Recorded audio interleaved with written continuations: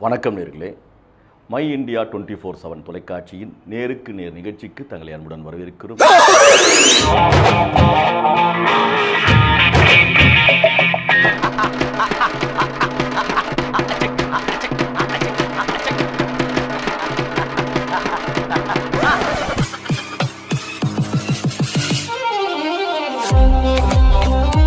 நீங்கள் அங்கே போயிட்டு கஷ்டப்பட்டு சம்பாரித்து ஈழத்து விடுதலைக்காக உங்களால் முடிஞ்ச உதவி கொடுத்துருக்கீங்க இல்லையா? பாத்தீங்களா, செல்லத்துக்கு ஒண்ணுமே தெரியல, கத்து தர்றேன். அது தலைவர் பிரபாகரன் அவர்கள் அதிகாக செயல்படுத்தி அந்த விஷயத்தை பொதுநலத்துக்கு பயன்படுத்தினார் இல்லையா?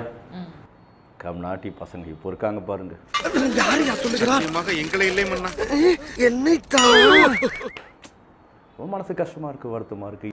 ஈழம் சொல்லிட்டு பிரபாகரன் புகைப்படத்தை பயன்படுத்தி கொண்டு வசூல் வேட்டை நடத்திருக்கிறாங்க. பணம் சம்பாதிக்கிறதுக்கு 1000 வழி இருக்கு, 1000 தொழில் இருக்கு. அதுக்கு இந்த புனிதமான அரசியலை பயன்படுத்தாதீங்க. திருவிழாவில் காணாம போன புள்ள மாதிரி வைத்தறிச்சலா அதெல்லாம் கேள்விப்படுறீங்களாங்க? கேள்விப்படுறோம். அது இப்போ மற்றவங்களை விமர்சிக்கிறதுக்காக யார் பேரும் சொல்லாதீங்க. சொன்னீங்கன்னு மோசமானவங்க, அசிங்கமாக பேசுவாங்க.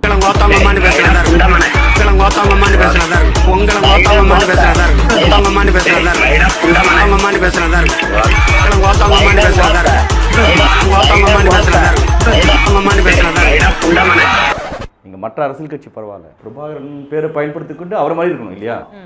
அவர் எவ்வளவு ஒழுக்கமா, எவ்வளவு நாகரிகமா, எப்படி நேர்மையா உண்மையா இருந்தார். ஈழத்துக்காக தன் குடும்பத்தையே இழந்தார், தன்னையே இழந்தார். மேத்தகு அப்படின்னு நாங்கள் சொல்றோம்னா அதுக்குரிய தகுதியான நபர்.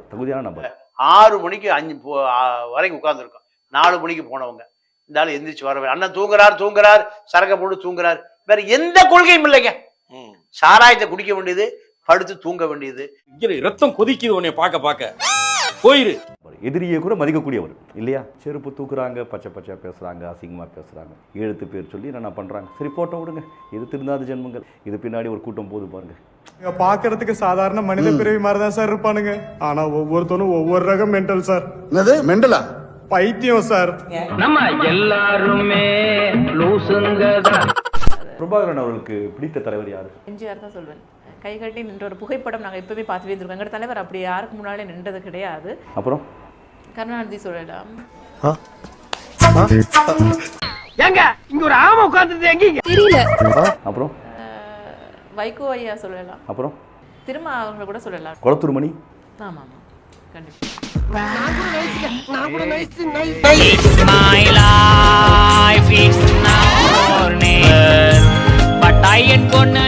அதாவது இந்த திராவிட கட்சி சார்ந்தவங்க, திராவிட அமைப்பை சார்ந்தவங்க தான் ஆரம்பத்தில் பிரபாகரன் அவர்களுக்கு துணையாக இருந்தவங்க. எல்லா வகையிலும் உதவுனவங்க அவங்க தான். நேற்று முடிஞ்ச காலம்லாம் இன்னைக்கு குதிக்குது. பிரபாகரன் இருக்கும்போது எந்த பேச்சும் இல்லை. அவர் இக்கட்டான சூழ்நிலை இருக்கும்போது இவங்களாம் இருந்தாங்க. அவர் இறந்த பிறகு நேற்று முளைச்ச காலம் குதிக்குது, துளி குதிக்குது. தான் தீங்க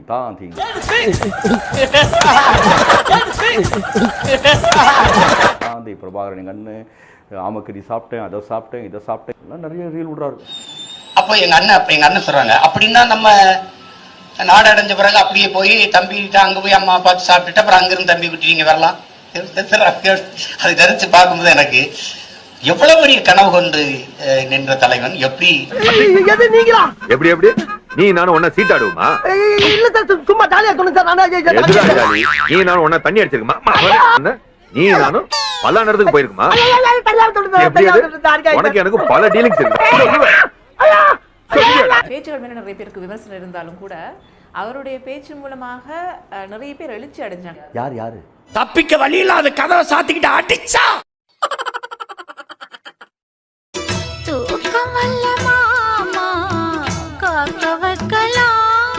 இந்த நிலம் எனக்கு சிக்கிட்டு நீ செத்த. நாம் தமிழர். நீங்க நாம் தமிழ் கட்சியில செயலாளராக அங்க இருந்தீங்க, பிரான்ஸ்ல செயலராக இருந்தேன்னா. அது வந்து கனகாலமா இருக்கேன். நான் அது பதிவுகள் எல்லாமே நான் செய்து கொடுத்துருக்கேன். பரிசுல என்ன பதிவு? கட்சியா பதிவு செய்ய முடியாதாங்க. நான் அது ஒரு அசோசியேஷனாக பதிவு செய்து கொடுத்துருக்கேன். யார் பத்த பிள்ளையோ நம்ம பிரச்சனையை பூரா தீர்த்து வைக்கலாம். இந்தியா என்னுடைய ஒரு ஆசீர்வாதம் இல்லாமல் ஈழம் வளர்றது என்பது ரொம்ப கடினமா. எப்படி ஆசீர்வாதம் இல்லாமல், இந்தியாவுடைய ஆசீர்வாதம் இல்லாமல், இந்தியாவுடைய உதவி இல்லாமல், தமிழக அரசுடைய உதவி இல்லாமல், ஆசீர்வாதம் இல்லாமல் ஈழத்தில் அமைதி திரும்பாது. கரெக்டா? ஆமா. என் தமிழ் மீது, என் தாயின் மீது, என் தலைவன் மீது சத்தியம் என்று சொல்றேன். இந்த நிலம் எனக்கு சிக்கிட்டு நீ செத்த.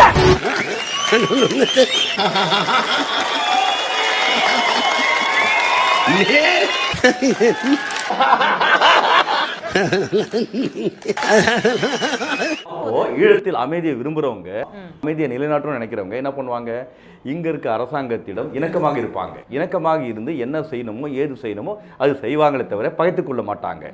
பகைத்துக் கொண்டு அரசியல் ஆதாயம் அடைஞ்சு பெரிய செல்வந்தர்களாக மாளிகையில் வாழ மாட்டாங்க. இப்படி ஒவ்வொருத்தனையும் மோசம் பண்ணி சாப்பிடுறது ஒரு பொழப்பாடா. எனக்கு பிடிக்கலடா. ஏண்டா பேசாம உழைச்சி சாப்பிட்டா சும்மா இருக்கனே, உழைச்சா உங்களுக்கு வேர்க்கும்.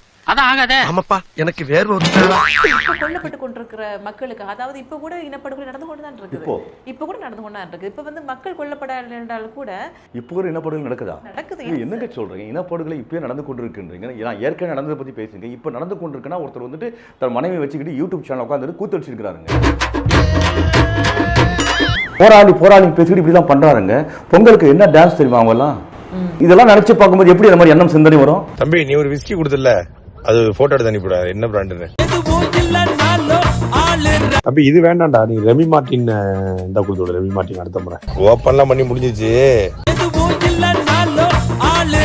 அதே மாதிரி ஒருத்தர் வேணும்னு கேட்டாரு, அதான் அது 10,000 வரும்னு சொல்லிட்டேன். அது தெரியாம. பணக்காரனா இருக்கிறது எனக்கு பிரச்சனை இல்லை. நகை போட்டுக்கிறது, தங்க நாட்கள் உட்கார்றதுலாம் எனக்கு பிரச்சனை இல்லை. ஃபிகர்களோட இருக்கு, அதுதான் எனக்கு வெறுப்பா இருக்கு. நல்ல நல்ல ஃபிகரா இருக்கு, அது வெள்ளக்கார ஃபிகர்களா வச்சிருக்கா, அதுதான் வெறுப்பா இருக்கு.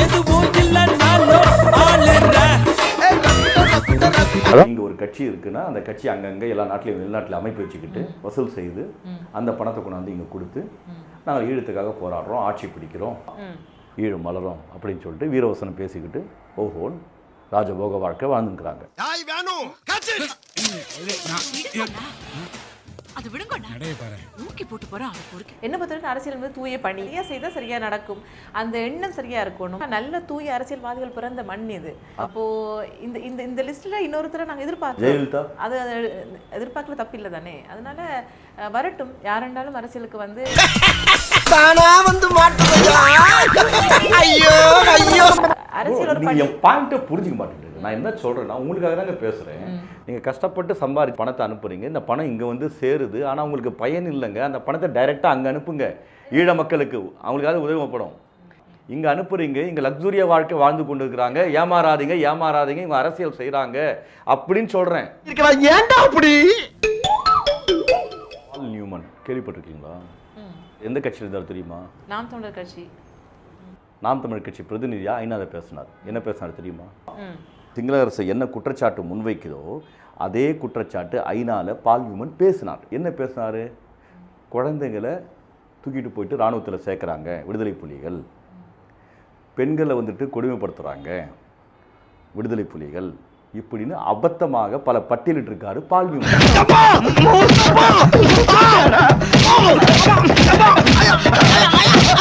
அப்படின்னு அவங்க சொல்றாங்க. ஆனா அதை எதிர்த்து சொல்ல வேண்டிய கடமை எங்கிட்ட இருக்குது அப்படின்னு தான் சொல்லியிருக்கிறார். ரெக்கார்ட் நாம் தமிழர் கட்சியில ஒரு ஆதரவாளர் தான். நான் அங்க வந்து பேசும்போது எந்த கட்சி சார்பாகவும் அவர் பேசுறது என்ஜிஓ தான் வந்து நாங்க எல்லாருமே. நல்ல கருத்து இருந்துச்சுன்னா நம்ம என்ன பண்ணோம், இது கட்சியுடைய கருத்துன்னு சொல்லணும். தப்பான கருத்து ஒருத்தர் பேசிட்டாங்கன்னா இது நாம் தமிழர் கட்சி கருத்து இல்லை, பால் நியூமனுடைய தனிப்பட்ட கருத்துன்னு சொல்லிடணும். புரியுதுங்களா? இந்த ஃபார்முலா வந்து எப்பவுமே ஃபாலோ பண்ணணும். ஓகே, நீங்கள் ஃபாலோ பண்ணிட்டீங்க, அதை விட்டுருங்க. என்ன தொங்கிருச்சு? சரி, இந்த ஆமக்கறியை கேள்விப்பட்டிருக்கீங்களா? அது ஒரு சட்டவிரோதம்னு நினைக்கிறேன். ஆமக்கறி சாப்பிட்றது, ஆமக்கறி வந்து ஆமையை பிடிக்கக்கூடாது அப்படின்ட்டு இருக்குது. முதல் நாள் எனக்கு ஆமக்கறி 28 கிலோ அனுப்பிட்டது. என்னென்ன சொல்றோம் பாருங்க. 28 கிலோ அனுப்பிட்டது. 28 கிலோ மனுஷனே இல்ல தெரியுமா? சீமான் தெரியுமா? தெரியும். இப்போ எப்படி தெரியும்? எப்போ தெரியும்? சீமான் வந்து 2009க்கு பிறகு எல்லாம் முடிஞ்ச பிறகு சீமான் வந்தாரு, அப்போ உங்களுக்கு தெரியும். ஆனா போர்க்களம் நடக்கும்போது அப்போ பாடுபட்டவங்கலாம் வேற, அதுக்கப்புறம் வந்ததுதான் சீமான் இல்லையா? கடைசியா மரண வாக்குமூலத்துல சீமான்ட்ட சொல்லு, சீமான்ட்ட விட்டு தொடர்ச்சியா முன்னெடுக்க சொல்லு ஏன் சொல்லுங்க?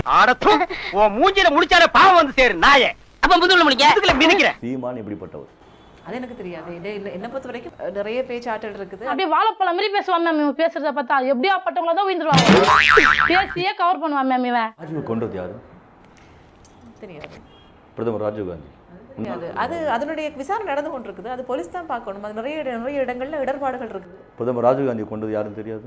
உலக அரசியல்வாதிகள் நிறைய பேர் இன்வால்வ் ஆயிருக்கான்னு சொல்றாங்க. நிறைய இந்திய அரசியல்வாதிகள் இன்வால்வ் சொல்லியிருக்கிறாங்க. ஆனா இங்க ஒருத்தர் நான் தான் கொண்டேன்னாரு. ராமா சரிதான்டா, அதேதான்டா ராஜீவ்காந்தி கொன்னோம், சரிதான்டா. பிலிக்ஸ் தேவையில்லாத வேலை பார்த்துக்கிருக்க. பிலிக்ஸ் போயிடாமா. சப்ஸ்கிரைப் பண்ணலாமா? சப்ஸ்கிரைப் அங்கிட்டு போய் பண்ற. நாங்க தான் கிடைச்சோமா ஆளு பாருங்க.